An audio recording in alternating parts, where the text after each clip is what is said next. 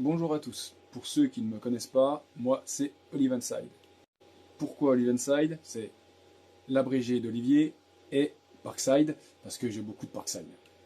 Grossièrement, c'est TFSM qui m'a appelé comme ça à mes tout débuts, quand on s'est connus, et du coup j'ai gardé ce nom-là. Merci à toi, parce que finalement je trouve ça super rigolo. Je me suis fait connaître un peu sur les réseaux par rapport à mes réparations, ludiques ou non, avec quelques vidéos rigolotes. Ça fait 5 ans que je suis sur la plateforme, et ça m'a permis de voir pas mal de choses vis-à-vis de cette marque. En positif et en négatif.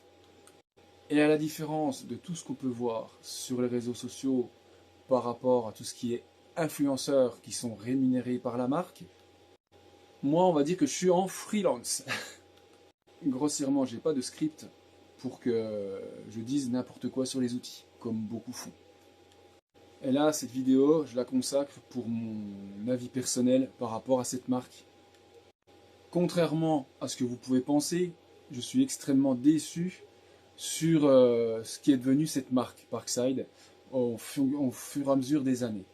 Depuis le Covid, la marque a extrêmement dégénéré.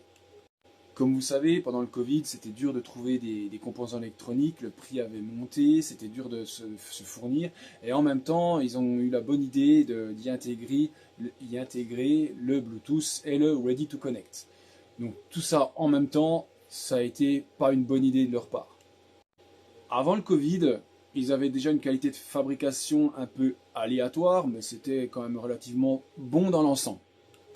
Il y a quand même des outils qui me sont revenus HS avant 2021. Et là, moi, c'est vrai que ça m'a permis de voir un petit peu les défauts des outils, quels outils reviennent le plus et quels outils ne reviennent pas. Malgré que je sois assez déçu de cette marque, je continue à les utiliser, mais depuis des années, je n'achète plus rien en neuf, je me contente de mes outils que je répare. Je continue à vous faire mes vidéos réparation, parce que j'aime beaucoup les réparer, et je ne me diversifie pas dans d'autres marques, parce que ça serait trop compliqué pour moi, déjà au niveau de la place, il nous faudrait vraiment des plus gros locaux, et c'est pas possible en faisant des vidéos juste en tant que particulier. Et en tant que professionnel, c'est juste pas possible. Je n'aurai déjà pas le temps. Et réparer du Parkside en tant que professionnel, c'est économiquement pas possible. On me demande très régulièrement combien tu me demandes pour me réparer ma vis de sage à choc, combien tu me demandes pour me réparer ma batterie 4 Ah, combien tu me demandes pour ma batterie 8A, et ainsi de suite. Une vis de sage choc, ça coûte 50 balles, voire 39, mais il y a des moments pendant les promos. Elle est en panne, aller-retour, vous avez déjà 12 balles, recherche et diagnostic, on achète la carte électronique, on démonte, on remonte. En tant que professionnel, c'est ingérable. Vous ne pouvez pas rentrer dans vos sous, c'est juste pas possible. Ou proposer une réparation à 70 €, quoi. Parce que vous savez que l'État en prend la moitié. Même en tant que moi particulier, si je faisais une réparation à quelqu'un, ce qui est clairement interdit, et ça je ne veux pas le faire, grosso modo, si je veux que la personne rentre dans ses frais et ne pas être obligé d'en racheter une parce que ça lui coûtera aussi cher, il ne faudrait pas que je dépasse 25 € la réparation. Donc, 25 € la réparation, quand vous enlevez 12 balles de frais d'envoi aller-retour, il ne reste plus que 12 balles. La carte électronique, en général, elle coûte entre 8 et 10. Ça fait pas beaucoup de main-d'œuvre. Ah, c'est pas ouf, hein. Et sans oublier le fait que c'est souvent non réparable. C'est pour ça que je propose des échanges. Ça plaît ou ça plaît pas. J'estime que c'est le plus simple pour les deux côtés. En ce qui concerne la déception par rapport à cette marque, je suis sur le dossier par rapport à tout ce qui est recherche de cartes électroniques, essayer de faire avancer les choses avec diverses personnes. Mais c'est très compliqué parce que Lidl ferme toutes les ouvertures et c'est quasiment impossible de trouver des pièces détachées. Ou, quand on les trouve, ils font exprès de les vendre le prix de la machine pour pas que tu les achètes, quoi. Malgré les amendes que l'entreprise a eues, je crois 200 000 € la dernière fois, c'est encore pas assez, par rapport au fait qu'ils ne fournissent pas les pièces détachées, ils payent l'amende et ils continuent de fonctionner de la même façon.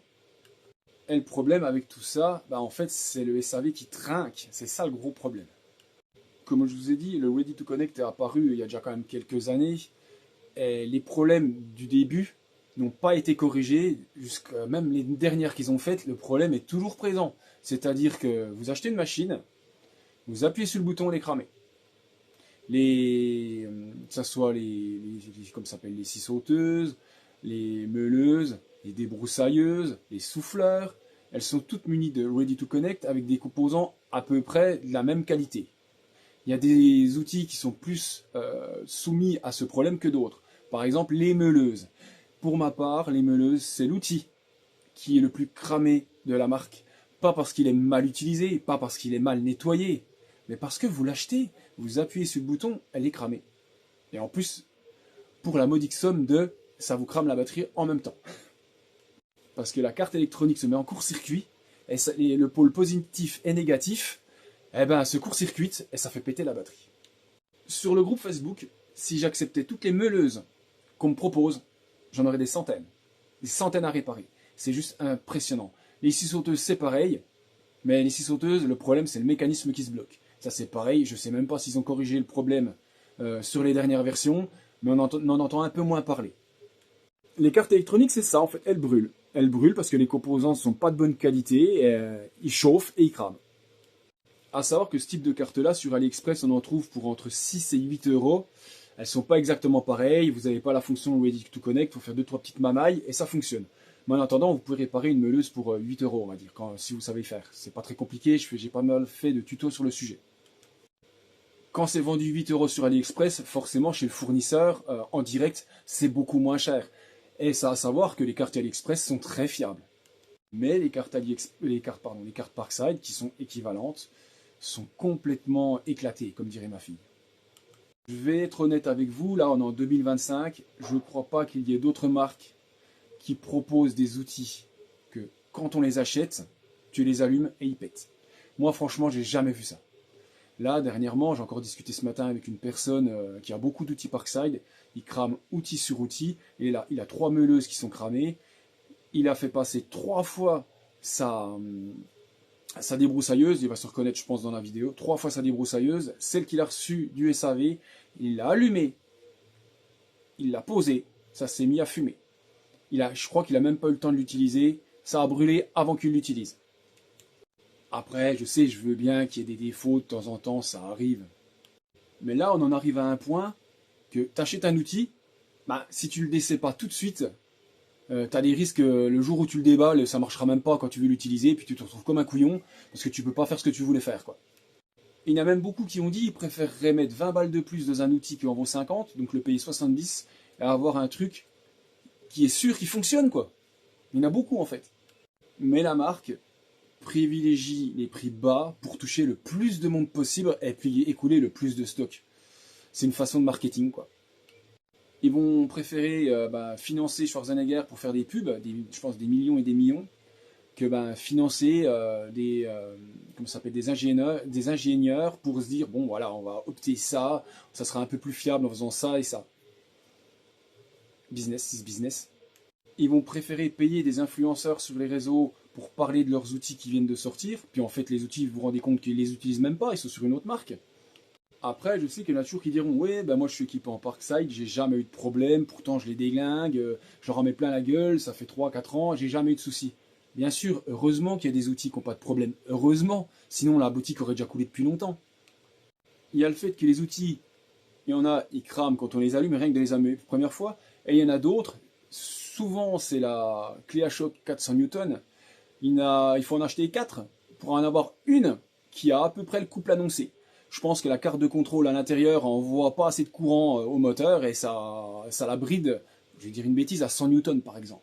Et il y en a d'autres, elles vont avoir 300 Newton, on ne sait pas pourquoi. Et ça, vous allez me dire comment je le sais, je l'ai vécu parce que j'en ai acheté 3 à un moment donné, il m'en a fallu 3 pour en avoir une qui défait mes roues de bagnole. Les 2 autres, il n'y avait pas moyen. Et avec tous les retours que j'ai, surtout, parce que moi je fouille un peu partout, je me renseigne, parce que j'aime bien un peu savoir le pourquoi du comment, pourquoi cet outil tombe en panne, pourquoi l'autre non, est-ce que les autres comment ils font. Regardez toutes les chinoiseries qu'il y a sur AliExpress, tout ce qui est Gizam et tout ce qui est dérivé. Vous entendez beaucoup de personnes qui disent « Ah moi je l'ai allumé, elle a cramé direct ». Non. Déjà, premièrement, il n'y a pas d'électronique poussée, donc c'est la base, donc c'est les mêmes cartes de contrôle que je vous ai montrées qui viennent d'AliExpress, c'est exactement les mêmes, mais ça suffit. c'est suffisant. Les gens, ils en demandent pas plus. Et ça fonctionne du feu de Dieu. Qui a entendu du mal de la marque Gizam, mis à part leur batterie, parce que leur batterie c'est du low cost. Par contre, les outils sont très très bons. Je pourrais faire un partenariat avec Gizam, moi je fais pas de partenariat, mais je pourrais faire un partenariat avec Gizam, mais je le ferai pas, parce que j'ai déjà assez d'outils comme ça, c'est pour que ça traîne chez moi, c'est pas la peine. Mais je suis persuadé que je ne serai pas déçu. Pour faire une parenthèse, comme je vous ai dit, je fais jamais de partenariat, mais les seuls partenariats que je suis susceptible de faire, ça sera par rapport à ce que je fais d'autres sur ma chaîne, c'est-à-dire les panneaux solaires, parce que je suis en train d'un peu m'équiper, et le seul truc que je suis susceptible de faire, des placements entre guillemets, c'est par rapport à de la batterie. C'est trop cher par rapport à ce que moi je peux mettre, et s'il y a une marque qui me propose, bah, je refuserai pas, quoi. Mais ça sera pareil, ça sera, si je trouve que c'est de la daube, je ferai pas, hein. Comme vous savez, j'ai toujours été honnête avec ce que je fais, et moi si je le sens pas, je le ferai pas. Et puis vous savez comme je suis avec les batteries. Alors forcément, on me propose une batterie, les gros blocs quoi, pour les panneaux solaires. Ah, ça va être dur pour moi de refuser. Je serai comme un gosse quoi. Mais pas parce que je veux faire un placement, parce que c'est quelque chose qui sera utile pour moi en fait. En tout cas, je tenais à remercier toutes les personnes en fait, qui ont confiance en moi, qui me font des échanges, ou même qui m'envoient des outils sans rien en échange, je paye juste l'envoi. Et ça, franchement, je vous remercie vraiment beaucoup, hein. Parce que finalement, c'est grâce à vous. C'est grâce à vous que ma chaîne, elle continue. Sinon, je pourrais pas faire de vidéos. Comme vous avez pu voir ces derniers temps, je me diversifie un petit peu dans le solaire. Parce que bon, c'est vrai que comme tout le monde, on bouffe un peu on bouffe un peu pas mal de thunes dans EDF. Alors voilà, je me suis mis à mettre des panneaux, donc j'en parle un petit peu. Mais c'est pareil, sans placement de produit. Donc en fait, si j'ai envie de dire que c'est de la daube, je vais le dire, quoi. Et là, j'en ai recommandé un, et puis je vais vous assurer, s'il n'arrive pas sous les 10 jours, la marque, elle va avoir une belle petite vidéo bien salée. Ça va leur faire bizarre. Pour faire ma vidéo, j'avais acheté ça, à Action, 4 balles, avec une petite télécommande. Et quand j'appuie, ça coupe la vidéo. Du coup, je suis quitte de faire des montages pour enlever mes passages de bras, et ça, c'est franchement tip top. Quoi qu'il en soit, je continue à vous partager mes réparations, parce que j'adore ça, je trouve ça rigolo. Bon, par contre, j'ai de la meuleuse à foison encore à réparer, là j'en ai encore 3 ou 4, et j'ai même plus envie de les réparer, celle-là, tellement ça me gonfle. C'est de voir toujours le même outil à cramer, qui est cramé, ça me casse les noisettes.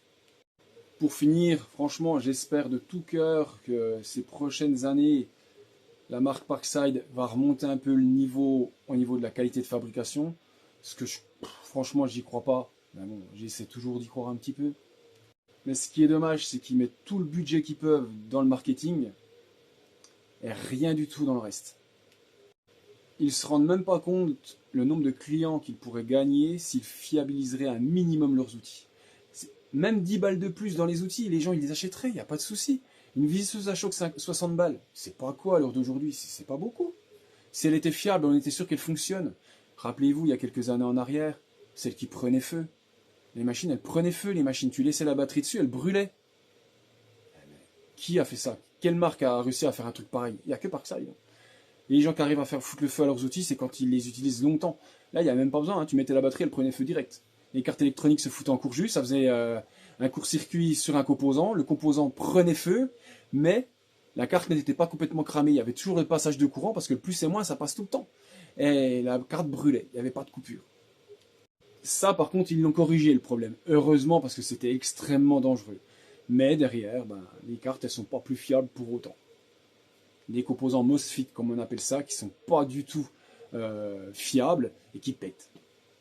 Sans parler des mises à jour Bluetooth, que si on les fait, on a quand même le risque, même si on l'a fait correctement, que l'outil soit cramé, parce que la moindre interférence, ça perd le soft et elle est foutue. Impossible de recharger la mise à jour, c'est foutu, c'est poubelle. Et ça, il y en a des tas et des pagailles qui sont pas sans SAV à cause de ça. Juste parce que la mise à jour a foiré. Vous allez me dire, mais pourquoi faire une mise à jour sur un outil? Ah, c'est l'évolution. À savoir que cette mise à jour sur la clé à choc 1300 Newton, ça lui corrige son problème de première vitesse qui n'a pas de force. Pourquoi? Je sais pas, c'est le soft qui déconne, mais ça corrige le problème. En dehors de ça, il n'y a quasiment aucun outil où c'est nécessaire. C'est juste le petit gadget qui fait que voilà, la marque veut se démarquer. Et contrairement à ce que beaucoup pensent, il y a du Bluetooth chez beaucoup de marques. Milwaukee, chez Wurz, Bosch, mais c'est pas fait de la même façon. Il y a une pile dans l'outil, et Parkside, ils servent de la batterie comme batterie pour le Bluetooth, pour faire la communication. Et c'est là que ça pose problème, et c'est là que ça foire, parce que c'est très mal expliqué par rapport à la mise à jour. Ils disent pas concrètement ne surtout pas enlever la batterie quand vous avez fini la mise à jour. Ça devrait être clair dans la procédure, parce que c'est pas clair du tout, faut lire, et il y a trop à lire, du coup les gens ils lisent pas, ils voient clignoter, bon ça clignote, on enlève, paf, l'outil foutu. Bon, je pense que j'en ai assez dit pour aujourd'hui, je vous ai fait déjà un bon petit récapitulatif de mes dernières années, mais vous inquiétez pas, je continuerai à vous régaler avec mes réparations. Et je peux vous dire une chose, si Lidl me contacte pour faire un partenariat, la réponse elle va être vite faite. Mais ils ne me contacteront pas parce qu'ils voient très bien mes vidéos, je pense qu'ils savent très bien la façon que je procède, et c'est clair qu'ils ne me contacteront pas, ils savent très bien pourquoi. Les seuls partenariats que je suis susceptible de faire, ça sera avec des personnes qui essayent justement de faire avancer les choses, rien d'autre. Les boutiques de pièces détachées par exemple. Et je peux vous assurer qu'ils en chient pour avancer parce que c'est compliqué. Hein. Bon, je vais arrêter là. Et merci d'avoir écouté la vidéo. Et puis prochainement, je referai des jeux concours pour faire gagner des outils parce que là, j'en ai beaucoup. J'ai plus de place.